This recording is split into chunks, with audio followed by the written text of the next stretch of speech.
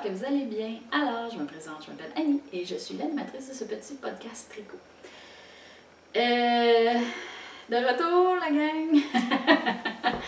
Bon, je me permets un petit retour progressif, ok? Je vais essayer de tourner des podcasts. Je tricote pas énormément, j'ai pas beaucoup de temps. Mais je vais quand même essayer parce que ça me manque. Ça me manque de vous faire la jasette.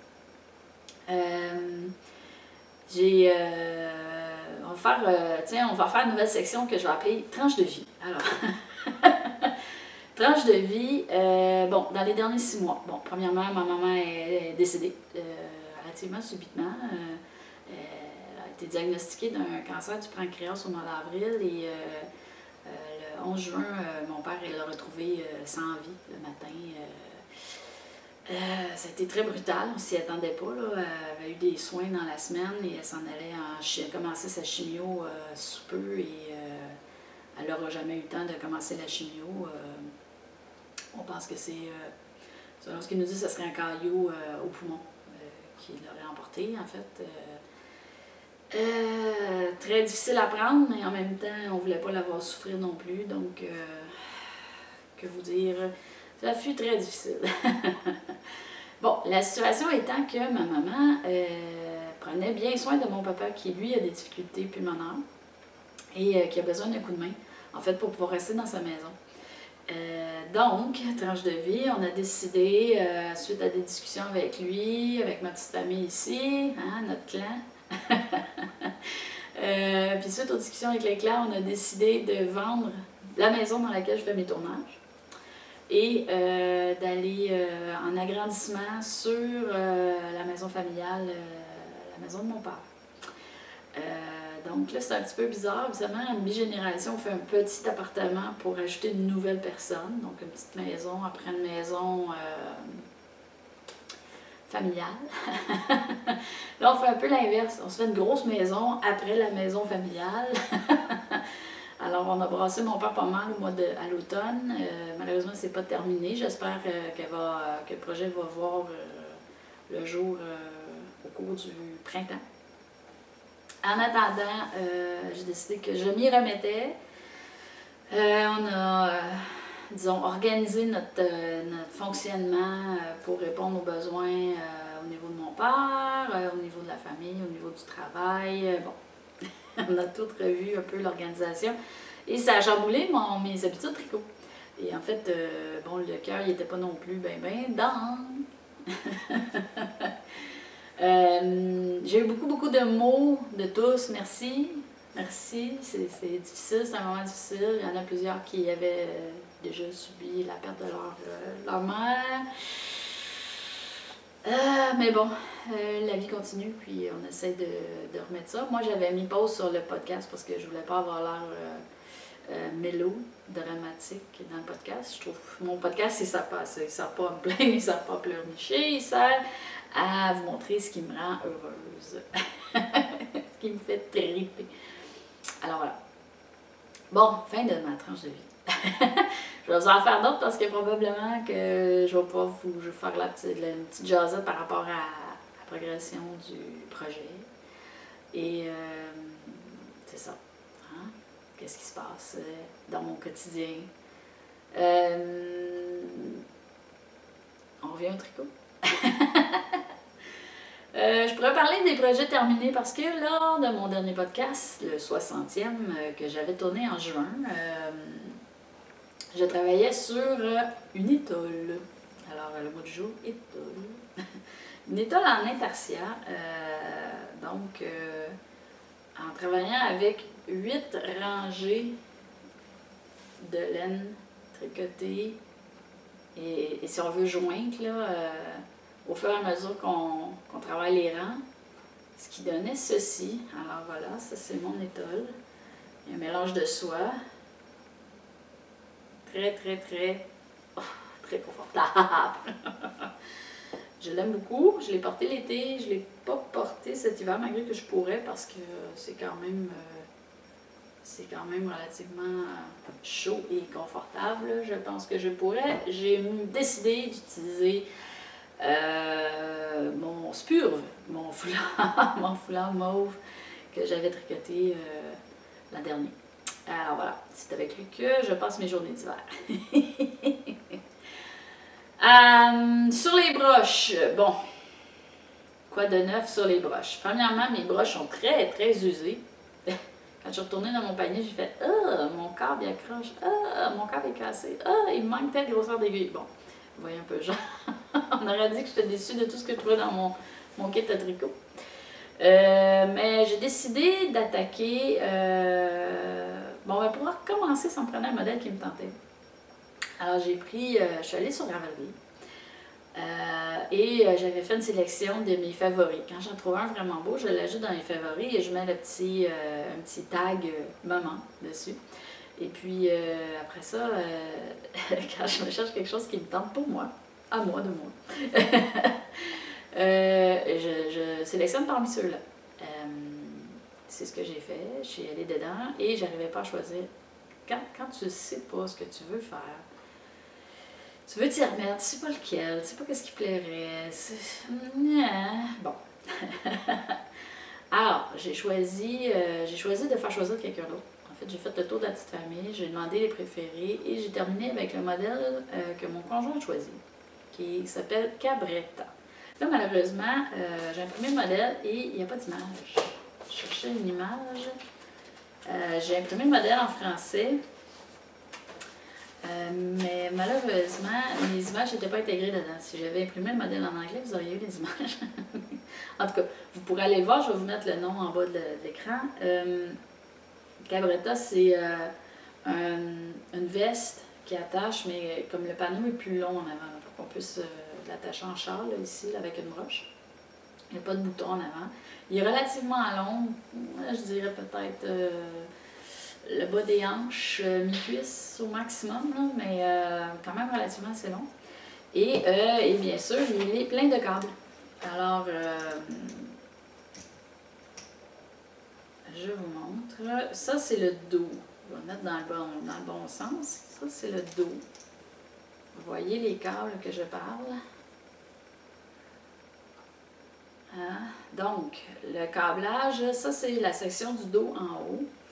Au centre, il y a une section avec, au centre du modèle, à la taille, dans le dos, il y a une section avec voyons, endroits en verre qui permet d'avoir une section un petit peu plus resserrée, cintrée. Hein? Et puis, le câble qui est comme ça ici, il s'étend en V vers le bas pour faire la portion des fesses.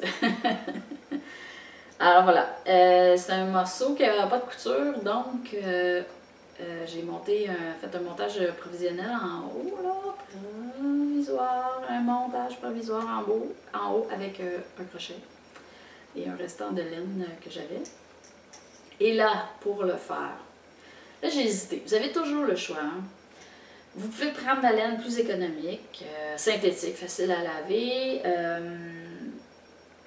qui donne de très bons résultats. Ou vous pouvez vous gâter, aller avec des laines comment dire, plus snob. Des laines de qualité, des laines naturelles. Moi, j'ai choisi, et là, je me suis vraiment gâtée, là, j'ai fait venir de chez Pure Laine, qui est une boutique du Québec, dans les Laurentides. Et je l'ai fait venir de là parce qu'elle avait cette couleur-là. Ça, c'est or ancien, couleur or ancien. Et je me suis vraiment payé la traite, là, c'est de la Lisou. De la Lisou. Tiens, je vais le faire. J'avais l'autre carton de l'autre côté, là. La Julie Asselin, la Lisou Worsted. Donc, c'est la dimension de laine que j'avais besoin là, pour faire mon modèle. C'est la première fois que je travaille la laine de Julie. Ça donne comme ça. J'ai pas. C'est quand même une laine qui est beaucoup plus coûteuse que celle qu'on trouve sur les grandes surfaces. Et là, c'est un mélange, la Lisou, c'est un mélange de mérino et de soie. Ce qui fait qu'elle brille. Je ne sais pas si vous voyez là, mais elle brille un peu la couleur. Elle est super, super belle, super douce. Alors, à date, j'aime beaucoup. J'aime beaucoup l'effet. Et puis, c'est une couleur qui est vraiment hors norme pour moi. Là. Je ne travaille pas ces couleurs-là souvent et surtout pas pour moi parce que c'est pas quand même une couleur qui va bien avec ma palette. Mais je me permets cette folie. Je suis sûre que ça va bien faire éventuellement, mais c'est juste un petit peu dans ma tête là, que le jaune, c'est pas ce qui me fait le mieux. Mais bon, j'ose sur celui-là, j'ose. Le modèle, en français, fait 16 pages. Ça, c'est beaucoup. C'est vraiment beaucoup. Je vais espérer que ce soit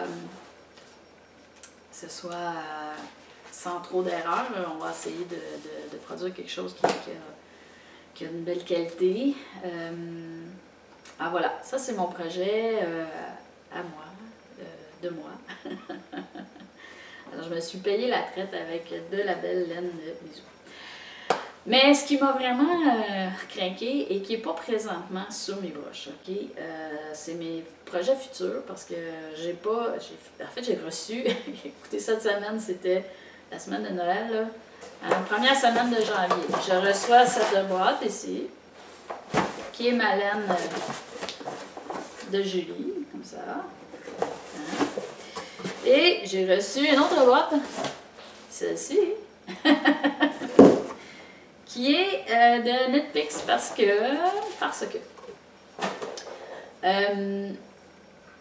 dans mes projets futurs, et en fait c'est futur maintenant parce que je veux commencer maintenant, en fait, elle est en retard d'une semaine. Quand j'ai commencé à regarder pour retourner au tricot, j'ai dit il faudrait que je me trouve quelque chose de vraiment différent pour que j'aille le goût de l'essayer, de coller à ça puis de le réaliser. OK? Et je suis tombée sur un projet, un cal, un mystery cal, un cal mystère, OK? Où c'est un projet qui s'appelle Les héros de Yarnia. Hein? Et en fait, c'est vraiment cool. C'est comment ça s'appelle en français? Je sais pas dire un RPG, là, mais un jeu de rôle. Un jeu de rôle. Où à chaque semaine, on va rouler les dés comme un jeu de table là, de Donjon Dragon. Là, et c'est les dés qui vont choisir les étapes suivantes, le motif suivant, les étapes suivantes sur un foulard. Okay? Alors mes filles sont décidées de se prêter au jeu. Ils ont chacune choisi un mélange de 2 laines parce que la réalisation du projet, en fait, c'est un projet tricoté en double, vous vous souvenez. Donc le motif est visible des 2 côtés, mais inversé. Donc, si on fait noir et blanc, d'un côté, il va être noir avec le dessin blanc, de l'autre côté, il va être blanc avec le dessin noir. Hein? OK? Donc, on choisit 2 couleurs.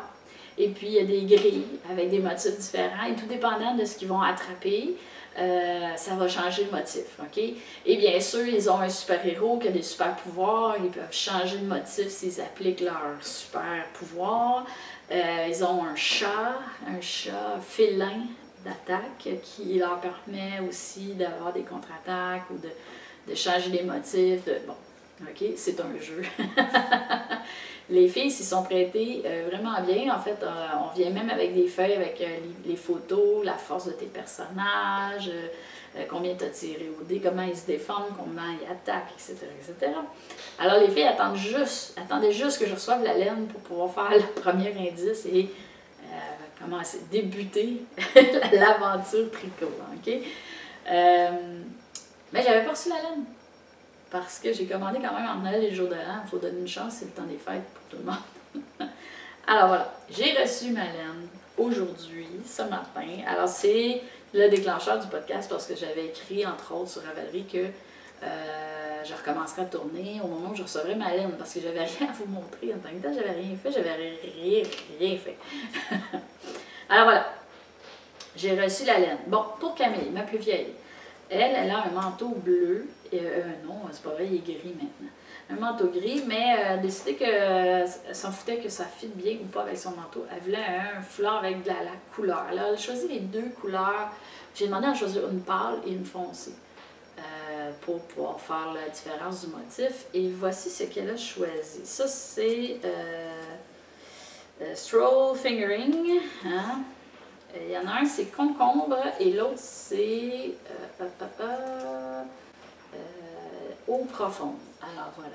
Le bleu, bien sûr, c'est eau profonde. Et l'espèce de vert blanc, le vert délavé un peu, c'est concombre. Alors ça, c'est son choix. Je vais faire le motif dans celui-là. Il n'est pas commencé, comme vous pouvez voir, là, il est sorti de la boîte. Bon, Rose, ma plus jeune, elle a un manteau bleu. Et elle a décidé d'aller avec des couleurs plus terre, moins choc. Mais j'ai quand même demandé de choisir une foncée et une pâle pour faire l'exercice. Et elle a choisi, ça c'est, comment ça s'appelle? Celui-là, c'est Mocha et Jackrabbit. Donc, ça c'est comme un brun gris. Et Mocha, c'est comme un brun, ouais, un petit brun pâle grisé, un petit beige grisé. C'est beaucoup plus neutre comme couleur que ceux-là, malgré que le mocha et le vert se ressemblent beaucoup, là, mais c'est pas du tout... ça, c'est camille. Hyper coloré, éclaté, ça c'est rose. Plus structuré, ordonné. Voilà, c'est rose. La personnalité de mes filles à travers ça. Ici, c'est tout du fingering, là, de la grosseur de laine à bas. Hein. Vous pourriez avoir ça pour faire des bas. Hein. C'est facile à faire. Ça, c'est du nylon et du mérino. Et ouais, c'est du stroll de Knitpicks. Celui-là ici, c'est un stroll aussi, mais c'est pas le même... c'est aussi du mérino et du nylon. C'est juste que celui-là, il est pas... Eux sont peints à la main. Eux, c'est la couleur, c'est des couleurs standards. La balle est plus petite aussi. C'est l'équivalent de la moitié d'une comme ça ici. Là. Donc, ça m'en prenait 4 de celle-là pour faire mon projet. Voilà. En commandant chez, chez Knitpicks, ils nous offraient en promotion un sac gratuit. Alors, j'ai fait venir celui-là qui est Stashing Yarn is my superpower. Hein, c'est mon pouvoir secret. Parce que les enfants ils disent que si j'étais une super-héros, mon pouvoir secret, ce serait d'être capable de tricoter et détricoter des situations. Et puis, puisque j'ai essayé d'avoir chez Pure Laine, je voulais avoir des aiguilles Addi